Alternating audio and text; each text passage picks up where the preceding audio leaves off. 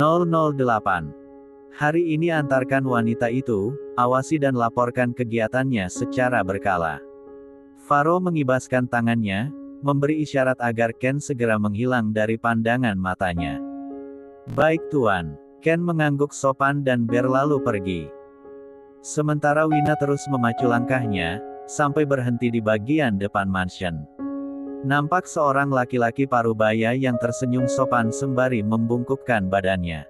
Usianya sekitar 50 tahunan, dengan tubuh tidak terlalu gemuk pun tidak terlalu kurus, sebagian rambutnya sudah berganti warna dari hitam menjadi putih. Senyumnya hangat, mengingatkan Wina pada ayahnya. Keriput nampak terlihat jelas di seluruh permukaan kulitnya, rambut putihnya tersisir rapi dengan belah pinggir. Memakai kemeja putih dengan jas hitam, celana dan sepatunya pun nampak senada dengan jas yang dikenakannya. Dari arah belakang Ken datang menghampiri. Oh, ini Pak Budi, Nyonya. Beliau yang akan mengantar, Nyonya. Ken memperkenalkan dengan sopan. Laki-laki itu ternyata adalah Pak Budi, supir pribadi Wina yang akan melaporkan semua tempat yang didatangi Wina. Pak Budi hanya melayangkan senyum sopan, Wina mengangguk dan tersenyum. Pak Budi canggung melihat Wina bisa membalas senyumannya, seorang supir biasa yang hanya menggantungkan hidupnya dari uang gajinya sebagai supir pribadi keluarga wirawan. Nyonya baru terlibat pertengkaran dengan Tuan, tetapi dia masih bisa tersenyum. Ini terlihat seperti sesuatu yang luar biasa. Batin Ken. Baiklah, silakan, Nyonya. Pak Budi membuka pintu mobil, mempersilakan Wina untuk masuk ke dalam mobil. Maaf Pak Budi, hari ini saya yang akan mengantar Nyonya ke kampus. Cegat Ken. Pak Budi mengerti, dia undur diri dan menyerahkan kunci mobil kepada Ken. Kenapa, Ken? Tuanmu yang memintanya, tanya Wina. Iya, Nyonya. Ken mengangguk sopan, ia membuka pintu mobil dan mempersilakan Wina dengan sopan. Terserah saja Ken, lakukan apapun yang tuanmu inginkan. Wina masuk ke dalam mobil. Mobil terus melaju, menembus jalanan yang hanya ditumbuhi pepohonan tinggi menjulang di kiri dan kanan jalan. Tak berapa lama mobil mulai keluar dari area hutan, nampak beberapa rumah dan bangunan yang berbaris rapi. Wina tersenyum. Setidaknya dia bisa menghirup udara segar, langit yang terlihat terang dengan matahari yang malu-malu untuk keluar. Ken terdiam, tidak tahu harus berkata apa. Ia hanya memandang lurus ke depan, fokus menyetir. Ini kali pertama Ken bertemu dengan wanita yang sangat keras kepala. Wina tidak hanya memiliki keberanian yang menggunung, bagaimana mungkin ada seorang wanita yang berani berdebat dengan Faro. Bahkan dengan mudahnya Wina memanggil nama Faro. Sepertinya Wina adalah hadiah khusus, yang dikirim Tuhan untuk melunakkan kerasnya hati Faro. Selama ini Faro dikenal seperti laki-laki gunung es. Kokoh, tinggi, indah namun mematikan. Faro memang menjalin kedekatan dengan beberapa wanita, namun tidak ada satupun dari mereka yang bisa membuat Faro jatuh hati. Hatinya hanya terpaut untuk satu nama, cinta pertamanya. Sementara Ken bergulat dengan pikirannya, Wina hanya membisu. Mengunci rapat mulutnya. Perlahan Wina mulai memejamkan mata sembari menyandarkan tubuhnya di punggung kursi mobil. Perasaannya carut-marut, tidak bisa digambarkan dengan apapun. Tuhan, tidak pernah terpikirkan olehku bisa menjalani sisa hidup dengan laki-laki arogan sepertinya. Bagaimana aku bisa bertahan hidup satu atap dengannya, dengan laki-laki yang bahkan masih menyimpan foto wanita lain di dalam kamarnya. Mungkin saja, bukan hanya di dalam kamarnya, tetapi juga di dalam hatinya. Lalu di mana tempatku yang sesungguhnya? Di hatinya, di rumahnya atau di dalam kebenciannya karena telah menjadi penghalang kisah mereka? Di mana kau menempatkan posisiku, Tuhan? Batin Wina. Ken, bisa sedikit dibuka kaca mobilnya? Tanya Wina memecah keheningan. Tentu, Nyonya. Jawab Ken diiringi senyuman. Setelah kaca mobil sedikit terbuka, udara segar mulai menyeruak masuk ke dalam mobil. Wina kembali memejamkan mata, menarik napas panjang. Alangkah indahnya hidup ini jika kita bisa bergerak bebas kemana saja.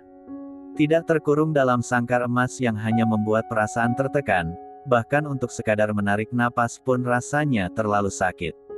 Batin Wina. Ken, bisakah kita berhenti di pom bensin? Tanya Wina, tangannya bergerak untuk membuka resleting tas yang menggembung sempurna. Wina bergumam seperti sedang memastikan semua yang dibutuhkannya sudah ada di dalam tas itu. Sepersekian detik senyum mulai mengembang di sudut bibirnya. Ken terdiam, tidak ada jawaban yang keluar dari mulutnya. Ia hanya mengernyitkan alis, nampak jelas rona kebingungan terlihat di raut wajah Ken. Ken, sekali lagi Wina memanggil namanya. Ah, maafkan saya, Nyonya. Ken tersadar dari lamunannya. Maaf jika saya terkesan lancang, tetapi ada keperluan apa Nyonya meminta saya menghentikan mobil di pom bensin? Tanya Ken. Aku ingin mengganti pakaianku. Jawab Wina singkat, ia melirikan pandangan matanya ke arah Ken. Masih sama, Ken tetap tidak mengerti maksud dari perkataan Wina. Aku tidak mungkin ke kampus dengan baju seperti ini, Ken. Tidak nyaman mengenakan gaun yang setengah jadi ini. Di mana-mana terbuka, seperti belum selesai dijahit saja, kata Wina. Ken membisu, diam 1000 bahasa, setengah mati Ken menahan tawanya agar tidak keluar. Bagaimana mungkin gaun dengan harga puluhan juta bisa disamakan dengan gaun setengah jadi? Pikir Ken. Tapi, bagaimana jika Tuan sampai tahu? Tanya Ken. Ya, jangan sampai dia tahu. Jika kau dan aku sama-sama tutup mulut, maka tuanmu itu tidak akan pernah mengetahuinya. Jawab Wina enteng, seperti tidak mengetahui kekuasaan suaminya. Bahkan jika aku menutup rapat mulutku sekalipun, bukan berarti tuan tidak akan tahu. Sepertinya Nyonya masih belum tahu seperti apa laki-laki yang dinikahinya. Batin Ken. Itu, baiklah jika Nyonya siap dengan segala risikonya. Ken memperingatkan, yang diperingatkan hanya tersenyum sinis. Wina acuh tidak peduli dengan peringatan Ken. Aku sudah siap dengan semua risikonya, Ken. Risiko karena menikah dengan laki-laki seperti dia, risiko karena harus tinggal satu atap dengannya, mendengar suaranya saja sudah membuat dadaku terasa sesak. Apalagi harus melihat wajahnya setiap hari, risiko terbesarku adalah mati karena perasaan tertekan. Kehidupanku yang tenang tiba-tiba berubah seperti di dalam neraka, hanya karena ada satu orang yang datang. Dan orang itu adalah tuanmu, Alvaro Wirawan. Wina memalingkan wajahnya, menyapu bersih air mata yang mulai turun membasahi pipinya. Ken hanya terdiam, ia tidak tahu harus berkata apa. Ken tidak terlalu pintar untuk menghibur dirinya sendiri, apalagi harus menghibur orang lain. Cara terbaik yang bisa dilakukannya hanyalah diam, mencoba menjadi pendengar yang baik. Wina mendongakkan wajahnya, menatap matahari yang perlahan mulai bergerak naik. Ayah, putrimu ini tidak akan menyerah. Aku akan tetap menjadi putri kebanggaanmu, aku akan berusaha semampu yang aku bisa untuk memberikan kehidupan yang layak bagi ibu dan Dahlia. Batin Wina. Apa kampusnya masih jauh, Ken? Tanya Wina. Tidak, Nyonya, sekitar 15 menit lagi. Ken mengangkat tangannya, melirik jam tangan yang melingkar di pergelangan tangannya. Di depan ada pom bensin, Nyonya bisa berganti pakaian di sana. Terima kasih, Ken. Wina menundukkan kepalanya, tidak tahu harus mengucapkan kalimat apa lagi selain ucapan terima kasih. Tidak perlu sungkan, Nyonya. Ken tersenyum. Mobil mulai berbelok ke dalam area pom bensin, Wina turun dengan tergesa. Menyusuri area pom dan memandang sekeliling mencari toilet, sudut bibirnya mengembang ketika menemukan toilet di sisi kiri. Beberapa saat kemudian Wina keluar dari dalam toilet, berjalan mendekati Ken. Ayo, Ken. Kalimat Wina membuyarkan lamunan Ken. Ah, iya, Nyonya. Silakan. Ken membuka pintu mobil, mempersilakan Wina dengan sopan. Beberapa saat yang lalu Ken hampir terpesona dengan kecantikan yang terpancar dari dalam diri Wina, entah karena pakaian yang dikenakannya, atau karena perasaan bahagia yang terpancar jelas di wajah Wina. Nyonya memang tidak pantas mengenakan pakaian terbuka, seperti keindahan bunga yang tidak mudah terjamah tangan manusia. Batin Ken masih terpesona melihat kecantikan Wina. Mobil kembali melaju, melewati bangunan-bangunan yang menjulang tinggi.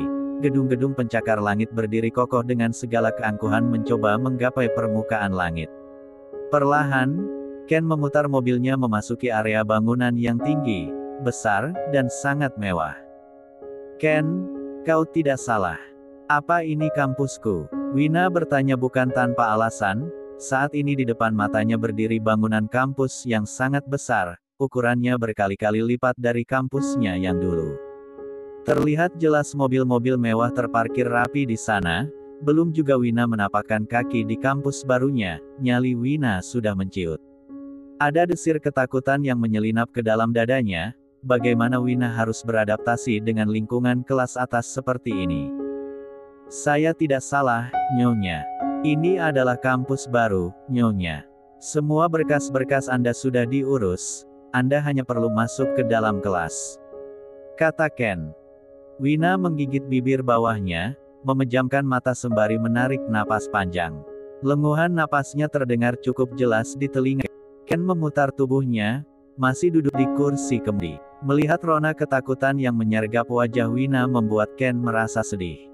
Nyonya, Anda adalah istri dari Tuan Alvaro Wirawan, Anda tidak perlu menundukkan kepala kepada siapapun. Tegakkan kepala Anda, bertahanlah setidaknya demi ibu dan adik Anda yang menggantungkan harapan tinggi kepada Nyonya. Wina meremas bajunya, membuatnya nampak kusut karena cengkraman tangan Wina yang cukup kuat. Mendengar kalimat yang terlontar dari mulut Ken, Wina hanya membatu.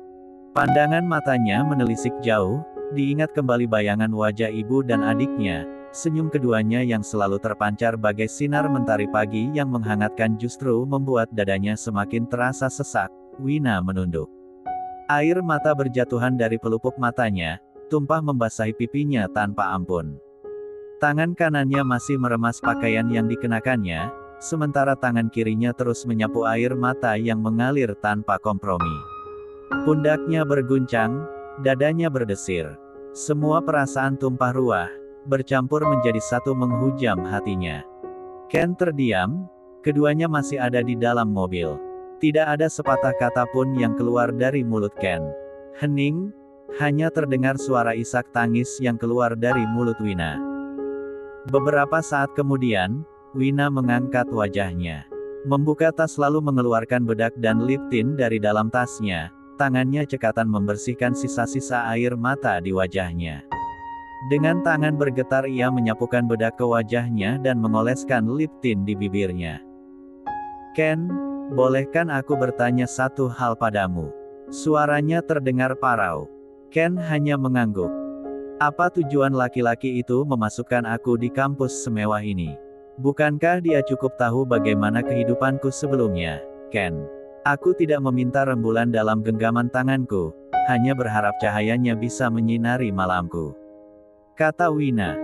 Itu, sepertinya hanya tuan muda yang tahu jawaban dari pertanyaan Anda, Nyonya. Ken menjawab sopan, masih menundukkan kepalanya. Jika kau ingin mengalahkan aku dari berbagai sisi, kau salah Faro. Kekuatanmu masih belum cukup untuk mengalahkan aku. Aku tidak akan menyerah, batin Wina. Baiklah, Ken, kata Wina. Ken keluar dari dalam mobil, membuka pintu mobil dan mempersilakan Wina dengan sopan. Kau pulang saja, Ken, kata Wina. Tidak bisa, Nyonya. Saya harus menunggu Anda di sini. Wina hanya mengangguk, mengiyakan permintaan Ken untuk tetap menunggunya di kampus. Ia tidak ingin berdebat dengan Ken. Wina tahu pasti, jika dia bertanya mengapa.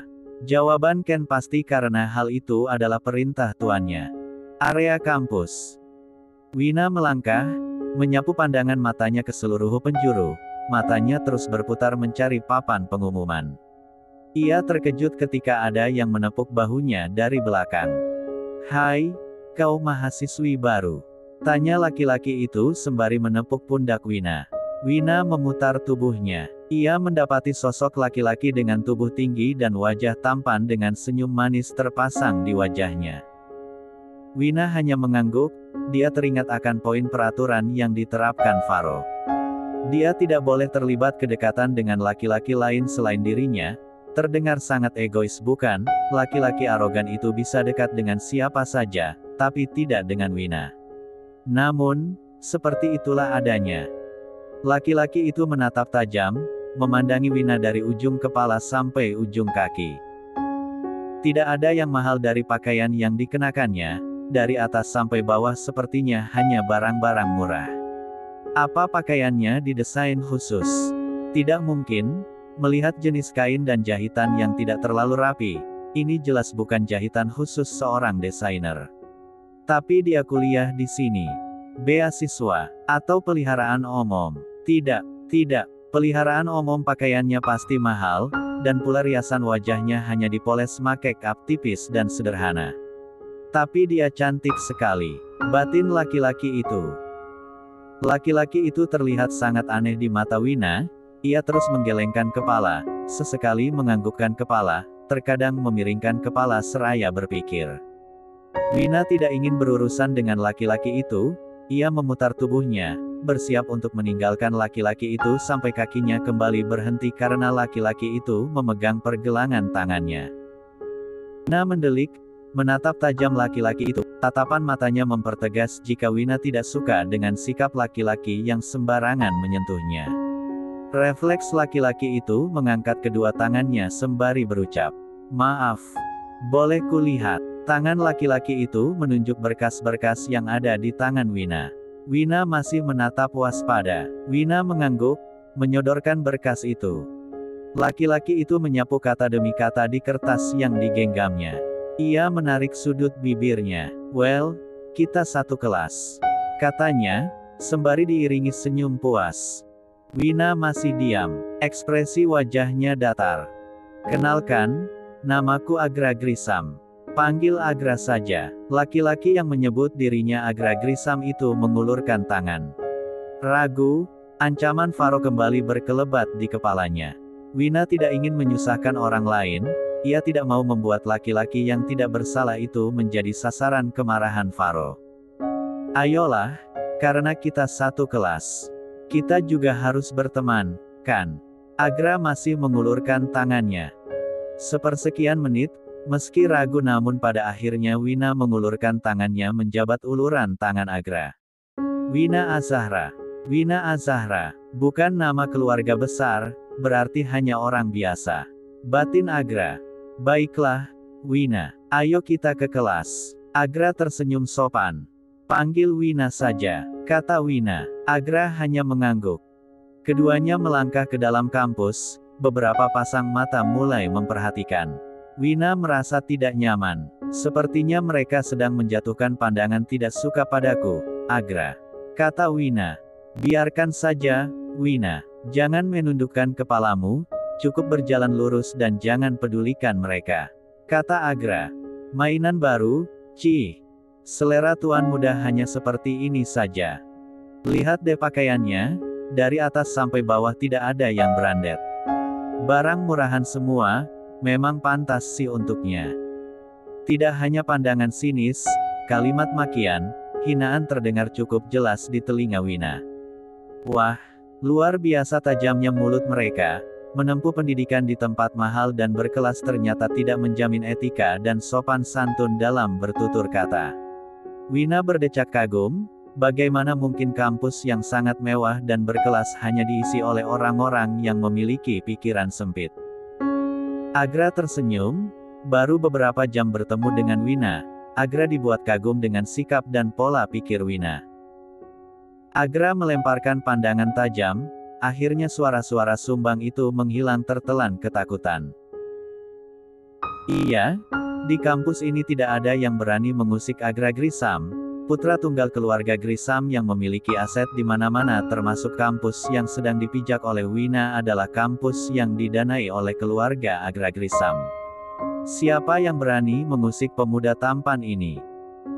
Bukan tanpa alasan gadis-gadis itu memandang Wina dengan tatapan merendahkan, Selama ini Agra dikenal sebagai playboy kelas kakap. Agra sering menghamburkan pesonanya kepada siapapun yang menurutnya pantas untuk menjadi kekasih sementaranya. Setiap 1 bulan sekali Agra akan berganti pasangan. Anak pejabat, model, selebriti, semuanya bisa ia taklukkan olehnya.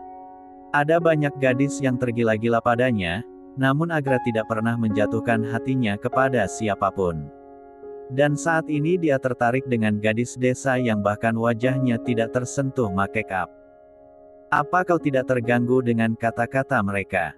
Tanya Agra penasaran. Wina tersenyum sinis. Nampaknya kalimat-kalimat pedas yang meluncur ke arahnya bak angin yang berhembus kemudian berlalu pergi. Tidak mendapat jawaban dari Wina membuat Agra semakin penasaran. Agra berpindah posisi memutar tubuhnya, kini Agra sudah berdiri di depan Wina menghentikan langkahnya.